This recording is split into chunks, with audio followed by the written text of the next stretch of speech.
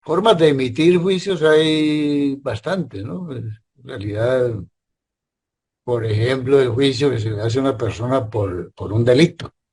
Eso es un juicio, digamos, eso es parte ya de la justicia o la ley que se llama. Eh, Puede ser otro ejemplo cuando uno dice esa persona no está en sus cabales o perdió el juicio. Y podríamos seguir hablando de muchos tipos de juicio. Pero la idea de acá es como la de siempre, es hacer ese trabajo en nosotros mismos.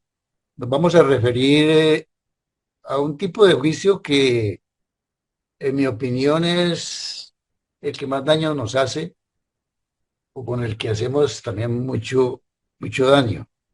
Y es cuando tratamos de hacer juicios o valoraciones de personas o de hechos que han sucedido, ¿no? Ejemplo, yo tengo una pareja, esa pareja me es infiel y yo de ahí en adelante comienzo a decir que es que todos los hombres o todas las mujeres, dependiendo, son infieles. Ese es un juicio muy apresurado, porque yo no puedo decir que todos los hombres o todas las mujeres son infieles, porque a mí me fueron infiel. Y entonces, con esa idea, me desenvuelvo en el campo de las relaciones y siempre voy a estar en un campo de desconfianza con la persona que llega a ser mi pareja. Por eso, digamos, como esos tipos de juicios donde uno realmente produce ese dolor, se necesita realizar ese trabajo a nivel interior. Y ese es el tipo de juicio donde es muy frecuente que uno hable de los demás, que se lance a la carrera a decir algo sin tomar conciencia del daño que está haciendo o la intención que lo mueve. Entonces, si uno en algún momento se da cuenta de que no existen buenas intenciones, uno se está basando en hechos eh, que se pueden comprobar o son bien objetivos, lo único que estamos haciendo en ese momento es como una crítica a nivel destructivo, rodeada de mucha subjetividad. Yo recuerdo hace mucho tiempo, eh, que siempre me vienen a la cabeza muchos ejemplos de vecinos, pero es que sucede muy a menudo. En un lugar donde vivíamos, eh, pues nosotros éramos muy amigos de una vecina, la que estaba al lado de la casa. Y de pronto uno de los muchachos vio a esta señora besándose con un hombre en la puerta de su casa que no era su marido. E inmediatamente regó toda la bola de que esa mujer le estaba siendo infiel al marido, que miren que se le ocultaba, que mientras él se iba, eh, se paraba en la puerta a besarse con otro. Entonces eso se fue repitiendo en la cuadra y llegó un momento en que silenciosamente a esa mujer la comenzaron a considerar que era una mujer infiel.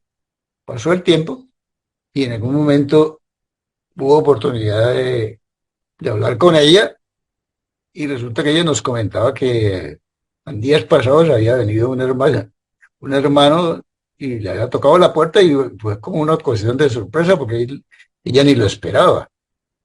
Y que lógicamente cuando lo vio, pues ya fue y le dio un beso. O sea, todo lo que había pasado. Era su hermano que había llegado y le había dado un beso. Y habían estado un rato ahí en la puerta conversando, o lo había hecho entrar, no sé qué le había hecho, pero de todos modos, después se fue. Entonces empieza la mente a dar vueltas y a imaginarse cosas y a pensar que esta persona es de tal característica, que el otro es de tal característica, pero todo basado en cuestiones supremamente subjetivas. Entonces, en ese ejemplo, lo que uno puede observar es que se ha hecho un juicio de una manera muy negativa. Por supuesto, se ocasiona un prejuicio muy grande en la persona que se ha juzgado. Ya era muy difícil, era como decía en alguna ocasión un sacerdote en una iglesia, que era más fácil recoger una pluma que uno llevaba, un manojo de pluma, la tiraban al viento en una montaña y después ir a recogerlas. Que ya cuando uno le hacía perder, digamos, la honra a una persona, era muy difícil recuperarla. Y de ahí que muchas personas en el pasado, sabiendo que esa es una situación que genera muchos inconvenientes, nos han llamado la atención sobre el hecho de juzgar. Por ahí miraba algunos ejemplos, encontraba, por ejemplo, a Charles Dickens, que fue un escritor inglés de ficción, ustedes recuerdan, eh, y él expresaba algo así como que no tratemos de no juzgar las cosas por su aspecto, sino por la evidencia. Eso lo que nos está mostrando es que yo tengo que tener algo muy concreto, muy preciso, muy real para hacer un juicio. Y no es que, digamos, no se puedan hacer juicios. O Paulo Coelho también es famoso novelista brasileño que fue el autor de un librito muy importante que se llama El Alquimista. Decía, nunca tratemos de juzgar la vida de los demás, porque cada uno vive su propio dolor y cada uno vive su propia renuncia. Entonces, mírense que con estos ejemplos lo que nos muestra es que no se trate de, de en algún momento hacer o realizar algún juicio, sino que lo importante es que cada vez que yo lo tenga que hacer por alguna razón, antes de hacerlo, trate de analizar la intención con que yo voy a emitir ese juicio y buscar no hacerlo de esa manera tan automática como puede surgir y que es la costumbre, ¿no? Es el hábito, es como la cultura. Y eso nos lleva a hacer todo un trabajo de lanzar una palabra, una frase, un cuestionamiento sin reflexionar sobre las consecuencias. Entonces son tareas que es muy importante que las tengamos presentes. Esto, como decíamos al principio, son aspectos que generan mucho daño. Y por eso volvemos a lo de siempre. Es el trabajo, qué es lo que yo quiero hacer interiormente para aprender a no lanzar juicios tan ligeros, tan irreflexivos, y para que ello o ese conocimiento se convierta en un elemento que me ayude en el trabajo espiritual, para que yo pueda crecer como ser humano, que yo pueda ser un ser humano más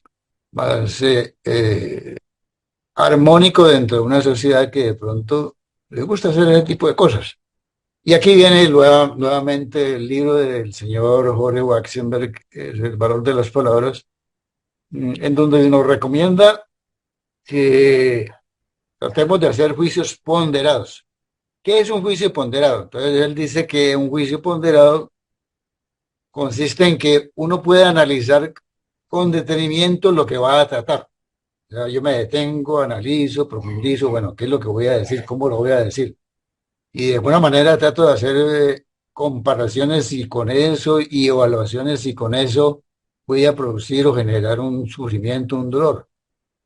Y entonces puede ser que yo llegue a muchas interpretaciones de lo que voy a decir, pero eso evita al máximo que se pueda producir una situación de separación con alguien o con algo. Entonces, ese tipo de juicio ponderado, que es más bien detenerse, analizar y a comparar, es lo que al final nos muestra que ese juicio va exento de prejuicios y de preferencias, porque puede ser que yo lance algo sin darme cuenta que lo hago porque estoy prefiriendo una situación o estoy prefiriendo al otro o cualquier cosa.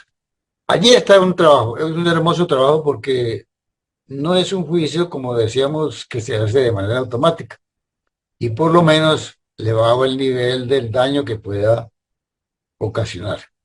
Y ese es el trabajo que nosotros tenemos que hacer. Y que voy a decir algo, bueno, un momentico, ¿para dónde voy? ¿Por qué lo quiero decir y para qué lo quiero decir? ¿Qué es lo que me mueve? ¿Será que con esto yo voy a perjudicar un ambiente, una persona, una sociedad? Fíjese ahí todo eso, toda esa manera de ver la cosa es muy diferente. Es algo que me está ayudando. Bueno, entonces, si seguimos más adelante, el señor Jorge nos recomienda que para lograr juzgar en una forma ponderada es importante practicar un ejercicio. Entonces nos recomienda un ejercicio. Tratemos de no juzgar porque se nos ocurre, porque sí. Tratemos de no hacer juicios especialmente sobre las personas, sin otra razón de porque se me ocurre hacerlo, simplemente, ¿no? Entonces así rapidito, rapidito, rapidito, yo voy diciendo, mira, acabo de ver a fulano de tal en tal cosa y ese tipo es un ladrón. ¿En base a qué? Lo vi robando, lo vi haciendo daño a otros, posiblemente no se me ocurrió. Y entonces ahí yo no estoy midiendo el daño que estoy haciendo. En cambio, este ejercicio que es más de tensión, de mirar qué es lo que voy a hacer, me permite que tome conciencia de que yo siempre estoy tratando de ir en esa línea y que siempre estoy tratando de criticar a los demás. O sea, no me estoy viendo a mí mismo. Es como el lema que dice, vemos el problema ¿cómo es? En el ojo ajeno, pero no vemos la viga que tenemos en nosotros, o algo así. Recuerdo también otro ejemplo de una empresa que me decían que había llegado una persona nueva a la empresa y el jefe inmediatamente lo llamó aparte y luego él comentaba que le parecía extraño que se puso a conversar con él y le dio como unos elementos de trabajo que cada vez que él necesitara alguna cosa, que por favor no fuera a recurrir o a pedirle el favor a alguien en particular, porque esa persona era demasiado malgeniada y le iba a responder mal. Y él se quedó extrañado, bueno, porque lo primero que me dice que no trate a la persona que es malgeniada, yo ni siquiera la trataba. Afortunadamente no le paró mucha atención y lo trató con naturalidad y se dio cuenta que todo era una cuestión que se había imaginado el jefe o de pronto por hacerle daño o alguna cosa. O puede ser que ese jefe pensara que todos los que son mal geniados son personas que no se prestan a ayudar a otros, cosas así. Allí está mostrándose en todas las características donde uno busca la ligera de que siempre está como con una visión hacia la vida y hacia las cosas como que son de crítica. Por eso el señor Jorge dice, tratemos de ir más allá y tratemos de no criticar en forma agresiva. Eso es una forma agresiva. Cuando yo invento algo, digo algo sin ningún sostén sobre alguien, es una forma agresiva de dirigirme hacia las condiciones o características de los demás. Entonces, la tarea, como decíamos, es realizar en nuestro interior ese tipo de trabajo. Esa manera de enfocarlo, como nos recomienda este libro, El valor de las palabras, va a evitar que se muevan muchas interpretaciones de tipo subjetivo o interpretaciones muy ligeras, o que uno pueda interpretar una información que recibe, que hoy en día es muy normal, que veamos en los chats informaciones sobre personas, sobre cosas, sobre acontecimientos, y uno las va dando como un hecho. Entonces también nos podemos convertir en personas que hacen juicio cuando reproducimos una información que para nada nos consta que es así. Entonces seguimos y seguimos una cadena de cosas que a la final termina esa persona siendo un monstruo, por ejemplo. Es decir, resulta que esa persona sana. Una grande cantidad de seres que consideran que es un monstruo y esa persona nada tiene que ver con lo que en un momento se inventaron. ¿Por qué? Porque a alguien se le ocurrió, porque a alguien le cogió rabia, porque alguien ve la vida de otra manera. Entonces son formas de pensar y actuar que cada uno tenemos que son muy diferentes.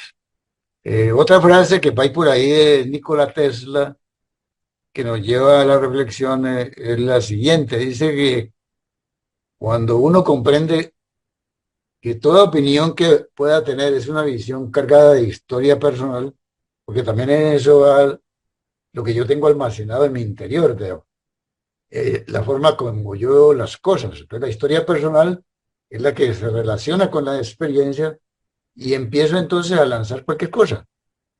Pero cuando comprendo que toda esa visión es una visión cargada de historia personal, entonces voy a empezar a comprender que cualquier juicio que yo haga es como una confesión de lo que yo soy. Y aquí viene otro tipo de trabajo que podemos hacer. Preguntas como, ¿por qué yo estoy juzgando de esta manera? ¿Por qué estoy juzgando a fulano de tal específicamente? ¿Por qué no veo con el mismo rasero a todo el mundo? ¿Qué busco con esta acción en este momento determinado? ¿Y será que yo puedo cambiar? También uno puede hacer esa pregunta, ¿no? Bueno, y así, todas las preguntas que a uno se le ocurra en un momento determinado nos ayudan bastante en ese campo. Bueno, ya para finalizar este espacio, o esta primera fase de la reunión es quiero terminar con un cuentico para que lo reflexionemos, quizá de pronto ahorita si quieren. Y ese cuento se conoce como el cuento de los tres filtros. Resulta que una vez el maestro Sócrates en la época antigua tenía un discípulo muy joven y este muchacho se acercó a Sócrates y un día le dijo, maestro, mire que escuché a un amigo suyo hablando de usted con mucha malevolencia. Entonces Sócrates le responde, espera, un momentico, antes de que sigas hablando, ¿ya hiciste pasar eso que me vas a contar por los tres filtros? Entonces el discípulo le dice, ¿cómo así que los tres filtros? Y Sócrates le responde, sí, el primer filtro es la verdad. ¿En qué consiste ese primer filtro de la verdad? Es que te hagas una pregunta de si estás seguro de lo que me quieres decir es absolutamente cierto. Pero el discípulo le contesta, pues no, maestro, yo lo vi comentar con unos vecinos. Entonces Sócrates le dice, pues entonces por lo menos lo habrás hecho pasar por el segundo filtro, que es la bondad. ¿Y qué es la bondad? Es que eso que deseas decirme, reflexiones si es bueno para alguien. Pero el discípulo le dice, pues no, en realidad no, al contrario. Ah, dice Sócrates entonces. Entonces ahí es donde aparece el último filtro que es la necesidad. Y en este momentico es necesario que te haga la pregunta de si es necesario que yo sepa eso que tanto te inquieta y que me quieres contar. El discípulo le dice, pues no, la verdad no. Entonces Sócrates le dice, sonriendo, si eso no es verdadero, si eso no es bueno, si eso no es necesario, pues entonces sepultémoslo en el olvido. Y ahí terminó.